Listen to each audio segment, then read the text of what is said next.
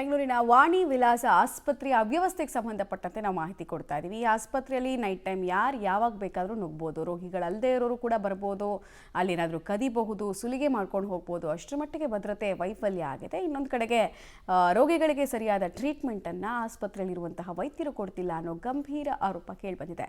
Details ಇದೆ, ನೋಡ್ಕೊಂಡು ಬರೋಣ ಬನ್ನಿ. ವಾಣಿ ವಿಲಾಸ ಆಸ್ಪತ್ರೆಯಲ್ಲಿ ಇದೆಂತಹ ಅವ್ಯವಸ್ಥೆ. ಸ್ಕ್ಯಾನಿಂಗ್ ರೂಮ್ನಲ್ಲಿ ಬೀದಿ ನಾಯಿಗಳ ಓಡಾಟ, ರಾತ್ರಿ ಹೊತ್ತಲ್ಲಿ ವೈದ್ಯರು, ಸೆಕ್ಯೂರಿಟಿ ನಾಪತ್ತೆ.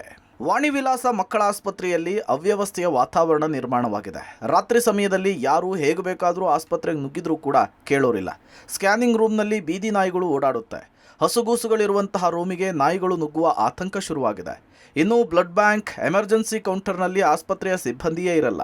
ಹೀಗಾಗಿ ರಾತ್ರಿ ಹೊತ್ತಿನಲ್ಲಿ ರೋಗಿಗಳು ಪರದಾಡ್ತಾ ಇದ್ದಾರೆ.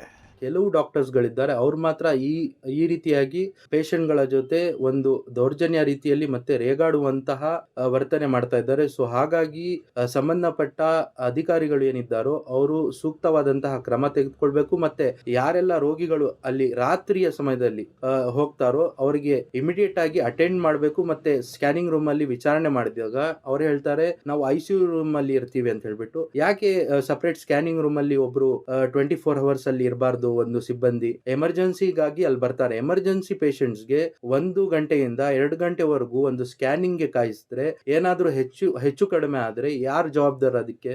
ರಾತ್ರಿ ಸಮಯದಲ್ಲಿ ಎಮರ್ಜೆನ್ಸಿ ಕೌಂಟರ್ನಲ್ಲಿ ಸಿಬ್ಬಂದಿ ಇಲ್ಲದೇನೆ ಆಸ್ಪತ್ರೆಗೆ ಬರುವ ರೋಗಿಗಳಿಗೆ ಸಮಸ್ಯೆ ಆಗ್ತಾ ಇದೆ. ಕೆಲ ಸಿಬ್ಬಂದಿ ಕರ್ತವ್ಯದಲ್ಲಿದ್ದರೂ ಕೂಡ ಸಪರೇಟ್ ರೂಮ್ಗಳಲ್ಲಿ ಮಲಗಿರ್ತಾರಂತೆ. ಹೀಗಾಗಿ ತುರ್ತು ಚಿಕಿತ್ಸೆಗೆ ಬರುವ ರೋಗಿಗಳಿಗೆ ಸಮಸ್ಯೆ ಆಗ್ತಿದೆ. ಇನ್ನು ಫೈಲ್ಗಳನ್ನು ಇಟ್ಕೊಂಡು ಎಮರ್ಜೆನ್ಸಿ ಕೌಂಟರು, ಬ್ಲಡ್ ಬ್ಯಾಂಕ್ ಕೌಂಟರ್ನಲ್ಲಿ ಗಂಟೆಗಟ್ಟಲೆ ಜನ ಕಾಯ್ತಿದ್ದಾರೆ. ವಾಣಿ ವಿಲಾಸ ಮಕ್ಕಳ ಆಸ್ಪತ್ರೆಗೆ ರಾಜ್ಯದ ವಿವಿಧ ಜಿಲ್ಲೆಗಳಿಂದ ರೋಗಿಗಳು ಬರ್ತಾರೆ. ಆದರೆ ಆಸ್ಪತ್ರೆಯ ಎಂಟ್ರೆನ್ಸ್ನಲ್ಲಿಯೇ ಸೆಕ್ಯೂರಿಟಿ ವೈಫಲ್ಯವಿದೆ. ವೈದ್ಯರಿದ್ದರೂ ರೋಗಿಗಳ ಸೇವೆಗೂ ಕೂಡ ಸಿಗ್ತಿಲ್ಲ ಅನ್ನುವ ಮಾತುಗಳು ಕೇಳಿಬರ್ತಾ ಇದೆ.